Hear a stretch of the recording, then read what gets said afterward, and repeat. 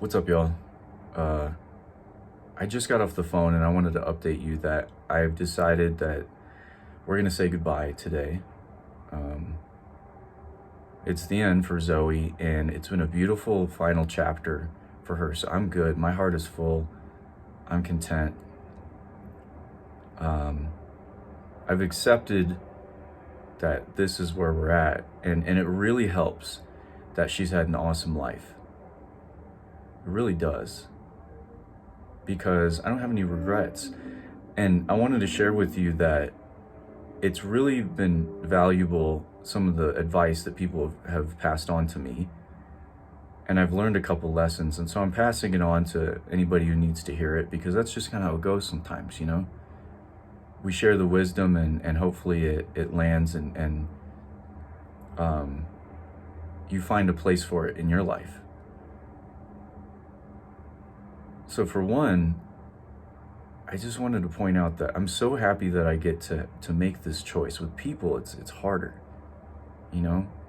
We don't allow each other to die. A lot of times we make each other hang on and suffer and languish for days, weeks, years.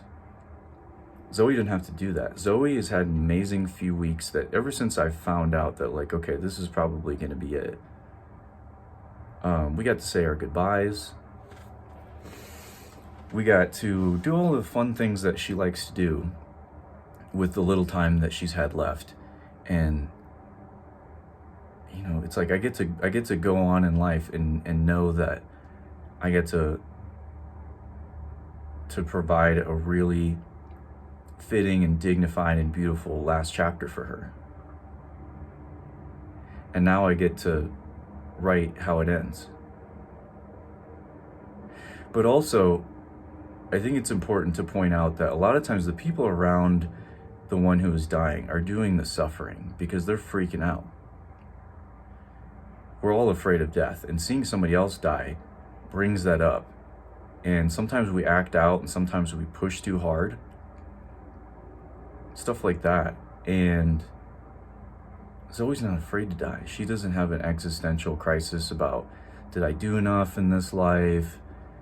Am I going to heaven? She's not worried about that, you know? She just knows that she is loved and that she feels sick right now. And I know that there's no going back. There was an opportunity, but, you know, it's kind of a long shot, and it's like, what are we going to do? You know, she's going to probably bounce back for like 6 months, and it's really going to put a lot of financial pressure on me. And then, you know, she goes and declines anyway. She's like 12, 13 years old. She's had a lot of adventures. She put a lot of miles on her body. But yeah, that's one of the most important things I've learned, is to find peace within yourself. Because when you're all caught up and you're like, you're envisioning, like, maybe, you know, we could get the surgery and they'll get better. Especially if it's a long shot and the success rate is very low. The opportunity cost there is you don't get to pay attention to them and focus on their quality of life and what they want. You're too busy with your expectations and your own emotions. And I think that's what people really regret,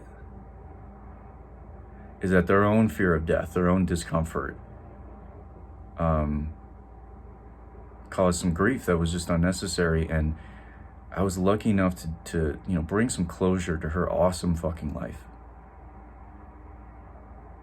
She's been all over the place, and she loves meeting strangers. She's been a lot of places, met a lot of faces. She's also got people around who have, you know, ranged around this earth under the sun with us. One of the only things that dogs really care to do is just like, let's just go walk around under the sun and smell things and play in the creek, you know, or whatever it is that you do. Just be alive. And she really got to live it up, man. She got to live it up. And I've always, you know, whenever we were really doing cool stuff, like we were up on a mountain, or we were down in the Florida swamplands, or we were out at a big farmer's market meeting people and having a good time, I would tell her, you know, I'd say, you're really living it up, dog. pretty much just for myself. And now we're here. I got a couple more things to share with you, and then I got to get on with what there is to do. But a couple of the best compliments I ever received about Zoe, very recently too. One is someone said, you almost completely rehabilitated her, which is like, it's a lot of work, it was a long road, but I never gave up on her. She came from a dark place. And the other is that I've had a couple people recently look at her and say, somebody loves you. I can tell. And that's another one of those things where it's like, okay, I'm cool with that. If you can see from looking at her, she's got an aura that somebody loves her, and she's real. And if you've ever seen Zoe, she's so healthy and beautiful.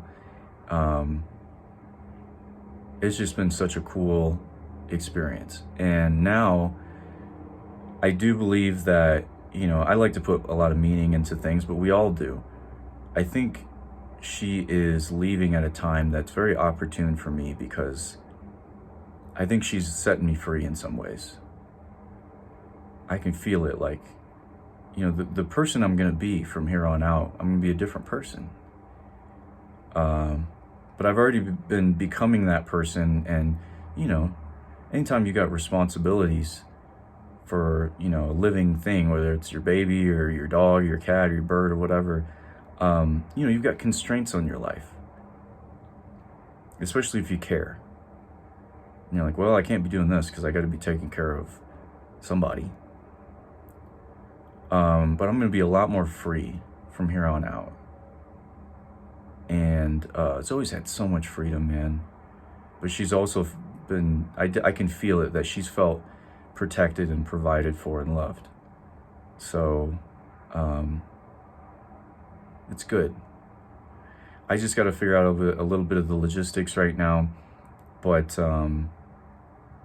yeah, I just wanted to testify that sometimes it doesn't turn out the way you'd hoped.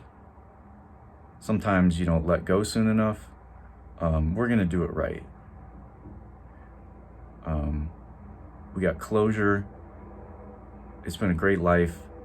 I'm looking forward to my future, and I'm going to be happy for her to rest and not to suffer. She don't mind. I'll be there with her. So we're going to do it, and then I'm sure I'll have lots more to say after that, but I'll talk to you later.